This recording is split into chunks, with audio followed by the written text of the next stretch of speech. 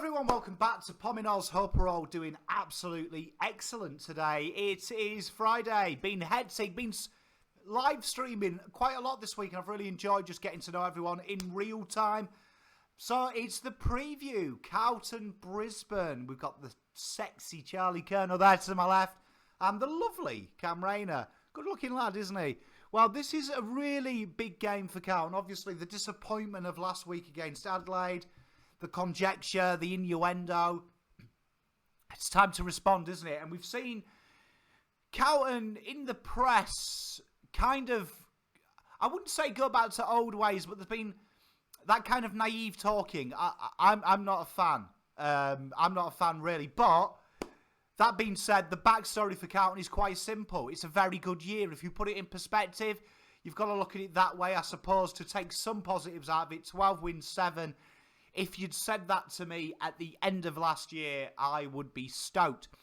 Carlton have got to look at it, though. They were 8-2 at one stage. And when you 8-2 after 10 games, you are looking at finals as a dead cert. The statistics and everything is well on your side. It has been a real topsy-turvy, almost like a seasickness, the last couple of weeks for Carlton. That is a win-loss, win-loss, win-loss, win-loss. Trip to the Gabba is as tough as they get. Carlton have really, it's been the tale of two halves, to use them analogies. Carlton were real strong around the contest, real dominant. We even started to get a transition game in the middle part of the year where we were actually number 1 ranked side for transition differential. It's kind of, I wouldn't say stagnated, but definitely as we've got to the pointy end of the season, we have started to, I wouldn't say slip up, but it's, you can see the pressure's getting there. Lions, on the other hand, probably where you'd expect. 5th in the ladder, 13-6. They're absolutely, probably a bit disappointed with where they are, but the way the ladder's gone this year and the way that it is, that they're only 1 game away from being second. Do you know what I mean? 1 win away in results. It's a very weird season. They've been very strong, though. Do you know what I mean? They were on a 2-game win streak. They did upset the apple cart really against Tigers. That was probably, they should have won that, and they had opportunities to. They ran them close in the end. But that being said, it has been a fairly standard year for Brisbane, and they've shown their class this year. They really have. You know what you get with Brisbane. Very strong around the clearance. They're the number 1 scoring side in the comp. It's a very attractive brand of football, and it is a very, very attacking based game plan. It's very pressure based as well, and it's very use the ball with efficiency. They're one of the worst teams in collecting disposals. What they do is they use the ball. It's a very direct style. It's a very quick game style. It's a game style that is to the point, and it can blow teams away. It's a very, very great little matchup, this one, in the myriad of styles. Carlton haven't played a side quite like this season as well. Brisbane are kind of almost in their own little charter, because when you look at how much ball they have, Eagles, Roos and Suns are the only side that have less ball retention than this side. It is a very direct style. It's a very quick pace style, and it is a style that really is exciting. Carlton, obviously, we know that they are a controlled side. That's what they do. One of the highest mark sides, one of the highest kicking sides, one of the highest handball sides, making the number 1 disposals in that. It's a very tempo-based. And in that is Carlton's vulnerability. If you can ruin that rhythm and you can make them overuse it, because their game plan naturally when they're on top is still very ball retention based, that is where the wheels come off. It's a very, very intriguing tie, this, because it is 2 sides that are really, like we say, are very, very different. Brisbane, like we say, they like to bring that pressure. They like to bring that heat around the ball. They are strong around the clearance, and that is something that Carlton pride themselves on too. It's a very interesting battle, this, because both sides have got a lot to play for. Brisbane, they put this win away. Pretty much they're in pole position for the top 4 with their 2 remaining fixtures. Carlton put this one away. They're in the 8. Basically, they're in the 8. I know it's got to be 2 out of 3 to be mathematical certain. Looking at them draws, though, 1 will be more than enough. But it is one of them games that is incredibly intriguing with its backstory. Selection then, no team really made any major changes. Nakia Cockatoo came out from them. We're still waiting for the full bench, but they did have an allotment of players coming in back. Starcevic and Rich do return. You'd predict, when you look at that team as well, that they'll probably go with the two rucks. Everyone seems to go with the rucks. Mitch Robinson will play, Reef Masterson will play, and Jared Loynes will play. You'd expect that. We count, on the other hand, a few force changes. Much maligned Lockie Plowman finally leaves the side. He's been wanting to be dropped since he came in, hasn't he, really, from the Carlton fans. Matthew Kennedy and Nick Newman miss out due to injuries, which means that we have a massive extended bench. And you're really guessing. Interesting enough as well, Corey Durden was named, but he won't play. I would predict, if I was a betting man, that Jack Martin, Paddy Dow will come in. I reckon Jack Nunes and Tom de Koning will play. I reckon that is the ins for Carlton. I think Nunes will have to play for that rolling option. When you look at Carlton, they are lacking someone that can float down at the back. I don't think they'll give it to Setterfield. I really don't. I could be wrong, though. I would like to see them be bold with Brodie Kemp, but the real story there is Caleb Marchbank returning. Carlton are going to do that Marchbank-McGovern thing, and I'm excited. What people forget about Caleb Marchbank is he is the same almost dimensions as Lockie Plowman. It is one of these really underrated things. People forget about Caleb Marchbank, and I think when you think of Caleb Marchbank, you think of that time that Carlton were talking about making him a key defender, and he would be an undersized key defender. When you actually look at him and Plowman, there's 2 centimetres between them. But you look at Marchbank's versatility, his athleticism, he can more than do a job on a small. And it is quite interesting that the last couple of weeks, we have seen Doherty and Newman really be deployed as well in that kind of defensive grasp. It's very understated how good Sard and Doc are at defending, just as pure defenders. So I could see it, and I think that really, if you're Voss in this case, you are looking that it's stopping that source. Everyone's talking about Charlie Cameron. He's a phenomenal footballer. Who goes on him? Small forwards react off ball entry and its repeat options, and that is something that Carlton will be looking at, really getting a staple hold around there. Whether they will use this game maybe to rest TDK, I don't know. I think that's a huge risk. There has been rumblings of that. Not for me at this stage. I think you've got to play your best 22. And I would like to allude that Carlton did play a very similar formation as we're doing now with 2 toes and went 3-1. Should have probably gone 4-0. But a very intriguing selection from both sides and one that's one to watch.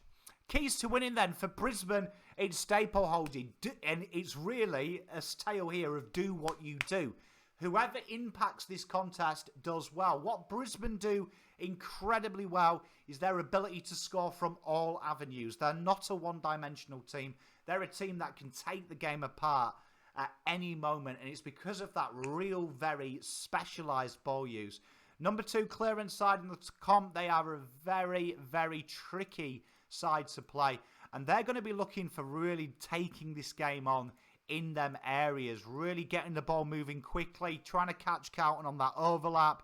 Really look at it. They're a very strong stoppage side as well, which is an area that Carlton have started to slide down in recent weeks. And that is something that they've got to look at, because for every GWS game where Carlton have plummeted the scores, absolutely bucketed it, there's last week. There's a St Kilda game where they haven't quite nailed it. And Lions are very accomplished at really flooding them areas and really trying to get the ball. And when they get the ball, it goes as well. You don't have time. And that is something that Carlton will be looking at. This is a real big key to winning for Carlton, is that forward pressure, right? And they are going to be a small forward down this week. However, that being said, what is exciting for Carlton is this is probably Carlton's best side in terms of forward pressure, especially in recent weeks. And that is something that Carlton are going to be really, I think, have really held their hat on here. Because you look, Jesse Motlop, Owens and Martin are the top 3 inside 50s. So Carlton in this lineup here will have 6 of the 7 highest tacklers inside 50 in there. And obviously Matt Owens being one of them that's rated elite. Jack Martin, very understated game last week in the VFL. People have complained about it. That is a high half forwards job. You don't often see high half forwards dominate in VFL. And a great example of that is Jesse Motlop. People were saying he wouldn't make it in the AFL. He's been really good. Huge key to winning for Carlton as well is getting that on-ball contingent right. I thought last week they were very, very one-dimensional with it. They couldn't quite get enough of them into the game. And that was dictated by 2 lots of 40 possessions from Cripps and Walsh. Carlton have really got to make sure that that rotation is good. With the addition of Dow, this is a real good story for Dow. He's bided his time, in fairness to him. I have been critical of him. I have also praised him that his commitment in there. He's had a bit of 2 quiet games. His 2 quietest games have been recently. And that Cooper Hamilton game may ring some alarm bells for me because that was a big pressure game where you did see him really struggle. And last week, albeit he snuck in with the goal, there was areas there when the pressure came from Williamstown, who are garbage. He did struggle. But this is it. Big stage, Paddy Dow at the Gabba. Can he do it? Got to back him in. And do you know what I mean? He's been waiting a bloody long time. 150 and 50 for Caleb Marchbank. There's a lot riding on this game, and it's a chance for Carlton to respond massively. But the keys to winning for Carlton are really getting that forward pressure good. We know that Brisbane aren't one of the strongest sides in rebounding. They are right down there. It's not something that they are known for, and they have come unstuck with forward pressure, as a few of their losses recently have done. That is something that Carlton have got to do. Lower the eyes, make sure them inside 50s are good. And really, that is where Martin has a key role in this. You're looking at a high half out forwards. Jack Silvani and Martin have real huge keys for Carlton, making sure that ball is taken in 60 out and used efficiently. I'm expecting a lot of lead-up marks from them because you've got to get it to the guy in the picture there, Kerno and Harry, in them hot zones. If they don't, Carlton will struggle. Predictions then. It's a tough one. It's a tough one because last week, is it a flash in the pan? Is it a flash in the pan? Is it just the stars aligned? Is it not? I'm going into this one as confident as I can be. Do you know what I mean? As confident as I can be. And you know me, I try and look at it. Honestly, I think it's a job too far. I think Brisbane will win this one by two or 3 goals. And I want to be able to be positive and say Carlton will win. I just think when you look at the discipline of Brisbane, you look at their strengths and you look at the things that Carlton have struggled with, it looks a job too far. It looks a job too far. And although I really like this 22, I've been longing to see Marchbank and McGovern in together. I think it's a good thing. I just think a lot more has to go right in this game than it does. And like I said last week, and I went back and watched the Adelaide prediction, absolutely nailed it. Said that if they took that space away, it's going to be interesting to see how Carlton react. If they keep it close early, how will it go late doors? And you saw what happened. Do you know what I mean? You saw what happened. And Brisbane are more accomplished. Massive step up. Can Carlton win it? 100% they can. But Carlton have got to really dust themselves down and get it going because really they have to be looking at we can win 3 out of 3 here and be in the top 4. That is the mindset they have to take into it. Do I think they can do it? Yes. Do I think it'll happen? I think this one's a job too far. I really do. It breaks me to say it. I'm still a little bit broken from last week. Tune in for the watch along this week. We will be cheering them in though, and we will be giving it our all. Tune in tonight for teams. Until next time, much love. Have a great weekend. Pom out.